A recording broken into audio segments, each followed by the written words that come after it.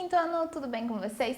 Aqui é a Prof. Camila e hoje estaremos na nossa aula de língua portuguesa de número 102. Hoje a gente vai estar abordando sobre as classes gramaticais. Então, os objetivos dessa aula são conceituar gramática, analisar a gramática no dicionário, conhecer as 10 classes gramaticais, ou o que a gente chama também de classes de palavras, definindo-as e dando exemplos. Então, para essa aula, utilizem o lápis, caneta, borracha e o caderno de língua portuguesa. É bem importante vocês estarem fazendo anotações aí, porque a gente vai abordar 10 classes gramaticais. Então, para não haver confusão, sempre dá uma pausinha, né? Estudou uma classe, dá uma pausinha no vídeo, faz uma anotaçãozinha breve, dá um exemplo ali, que daí fica bem tranquilo para vocês compreenderem todas. Pessoal, então a gramática é essa ciência que estuda os elementos aí de uma língua e as combinações, tá? Então esse conceito ele vem do latim gramática, que faz referência aí à arte de falar e escrever uma língua do modo correto, tá? Então quando a gente fala gramática, a gente está falando do uso da nossa língua de um modo falado e escrito corretamente. Então, a gramática ela é o conjunto de regras e de princípios que vão reger o uso da linguagem determinada, tá? Cada língua tem a sua própria gramática, cada língua tem as suas próprias regras, tá? A língua portuguesa, inclusive, é uma das línguas tidas como uma das mais complexas a ser aprendida porque realmente a gramática da língua portuguesa ela é bastante extensa. E na gramática a gente já tem, o que a gente já abordou, a ortografia, que a gente está atrelado apenas à escrita correta das palavras. Então a gramática no dicionário. Aqui a gente tem um exemplo, a gente inclusive vai ter nas próximas aulas aí sobre o uso do dicionário, a gente vai abordar bastante sobre o que compõe o dicionário, como usar esse dicionário. Mas aqui, de um modo geral, no Aurelinho, a gente tem a questão da gramática no dicionário. Então, assim, quando vocês fazem uma pesquisa no dicionário, eles vão pela ordem alfabética, vocês encontram a palavra, né? Então, por exemplo, aqui, a pessoa pesquisou a palavra elefante. Encontra um destaque no elefante, geralmente está de outra cor, tá? Então, a palavra de entrada, a palavra pesquisada. Entre parênteses, a gente observa ali a questão da separação silábica, tá? Então, elefante. E aí a gente vê a classe gramatical, tá? Que seria substantivo. Às vezes está de um modo mais curtinho, por exemplo, isso daqui, ó. Subs ou subs, geralmente tá do ladinho. O que isso significa? Que é um substantivo. A palavra elefante, ela faz parte aí da classe gramatical substantivo. E depois disso a gente traz aqui o conceito de elefante. Então, mamífero quadrúpede, né, que anda com 4 patas, de grande porte e pele áspera. Tem orelhas grandes e moles, patas grossas, cauda fina e presas de marfim. O elefante tem também uma grande tromba que usa para pegar qualquer coisa. Com ela pode levantar objetos muito pesados, é o maior animal terrestre, com até 3 metros de altura e até 5.000 quilos. Vive na Ásia e na África, alimenta-se de vegetais. Na Ásia, o elefante é utilizado como meio de transporte, tá? No final, a gente vê no feminino, como seria elefante no feminino, elefanta. Ok, pessoal? Então, aqui a gente tem o conceito de elefante e o destaque que eu trago para vocês é a questão da classe gramatical. É bem importante a gente saber que todas as palavras que existem aqui na língua portuguesa elas pertencem a alguma classe gramatical, ok? Todas as palavras que você fala, que você escreve, que você lê, pertence a uma dessas classes gramaticais, que são 10, tá? Algumas 5 a gente já abordou, que são os substantivos, adjetivos, verbos, pronome e artigo, tá? A gente já abordou, mas as outras 5 não, que é o numeral, advérbio, preposição, conjunção e interjeição, tá? Então, são 10 classes gramaticais, todas as palavras que você fala, escreve e lê pertencem a alguma delas. E agora a gente vai abordar sobre, então a gente vai fazer uma revisão dessas que a gente já abordou, dessas 5, e das outras 5 a gente vai aprender, né? Então, o que seria o numeral, o advérbio, a preposição? Vamos analisar. Então, começando com os substantivos, todos os anos vocês estudam sobre os substantivos, tá? Então, os substantivos, eles dão nome aos seres e a tudo que tá ao redor das pessoas, tá? Coloquei substantivos aqui, boca, João, tubarão, armário, né? Então vai dar nome ao que a gente tem ao nosso redor, vai dar nome a sentimento, por exemplo, tá? Nós temos os substantivos coletivos também, que eles dão nome a grupos de, por exemplo, várias pessoas assistindo um espetáculo, espectadores, tá? Espectador é o coletivo, né, de pessoas assistindo aí, por exemplo, tá? Então a gente já abordou sobre substantivos. Aí nós temos os artigos. O artigo é uma palavra que a gente coloca antes do substantivo para determinar ele de modo particular, se ele é definido ou, em geral, indefinido. Então, os definidos são a, o, as, os, e os indefinidos uma, um, umas, uns, tá? Então, quando a gente diz a, ou o, ou a, as ou os, a gente se refere a seres em geral. Por exemplo, a flor roxa. Eu estou falando em específico dessa flor roxa, não estou falando de flores roxas em geral. Agora, quando a gente diz um cartaz pequeno, né? Por exemplo, no mural da escola caiu um cartaz pequeno. Estou falando de um cartaz, não se sabe qual, né? Eu posso saber o que vi, mas para quem eu estou falando, a pessoa não sabe qual é esse cartaz. Então, é um dos cartazes, tá? Essa é a diferença entre o definido e o indefinido, tá? Aí nós temos os adjetivos, tá? O adjetivo é uma palavra que tem por função a expressar características, qualidades ou estado dos seres. Por exemplo, os balões coloridos, tá? Então, os seria o artigo que está definindo os balões, balão seria uma palavra masculina, por isso os balões, não as balões. Balões seria o substantivo, né? Balão no seu plural. E coloridos é o adjetivo, ou seja, a característica desses balões, tá? Então, eles são coloridos, é uma característica. Isso é o adjetivo. A flor branca, mesma coisa. Eu tô trazendo, tô definindo flor. Qual a flor? Artigo. Flor é um substantivo, é um ser. E branca seria o adjetivo, porque é a característica dessa flor, tá? Eu poderia dar outras características, a flor grande, a flor pequena, a flor, enfim, a flor roxa, né, que nem anteriormente, são adjetivos. Então, adjetivo é a característica de algo. Aí nós temos o numeral, né? O próprio nome deve remeter a vocês que está atrelado aí realmente a números, tá? Então, prof, mas números não seria na área da matemática? Sim, só que mesmo na área da matemática, os números, 1, 2, 3, 4, a gente está falando o nome desses números na língua portuguesa, certo? Então, o numeral, ele vai exprimir a quantidade definida, exata dos seres, né, pessoas, coisas, ou a posição de um ser, a posição que um ser ocupa numa determinada sequência, que seriam os números ordinais, tá? Então, vamos lá. Comprei um aquário com 10 peixes. Esse 1 seria um numeral, tá? Porque eu comprei uma peça de aquário. E dentro dessa peça eu tenho 10 peixes, ok, pessoal? Então, 1 e 10, numerais. Sou o 10º aluno da fila. Tá? Isso é o que a gente falou ali sobre a sequência, né? Primeiro, segundo, terceiro, quarto. Quando a gente fala da posição de algo em relação a outros, né, da mesma espécie, mesmo, enfim, a gente coloca números ordinais. Então, 10º também seria um numeral. Aí, quando a gente tem o pronome, que a gente já abordou também, o pronome é a palavra que vai substituir ou vai acompanhar um nome, tá? Um substantivo em geral, que seria um nome, definindo os limites do significado. Então, por exemplo, João está atrasado, ele está atrasado. Quando eu citei João anteriormente, eu sei que esse ele se refere a quem? A João, ok? Seria o pronome. Esse ele, ela, seriam pronomes, ele vai substituir o nome. Quantas vezes a gente escreve um texto, por exemplo, né? Nós temos ali 2 personagens principais.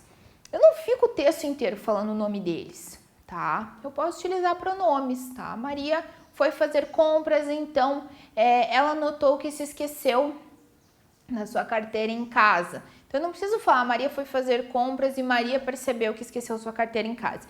Eu posso utilizar pronomes para estar substituindo esses nomes. Claro que quando eu utilizo um pronome, eu preciso ter referência antes daquele nome. Tá? Eu não chego para alguém e digo, você sabia que ela alguma coisa? Tá, mas ela quem? Tá? Anteriormente, a gente tem que citar essa pessoa.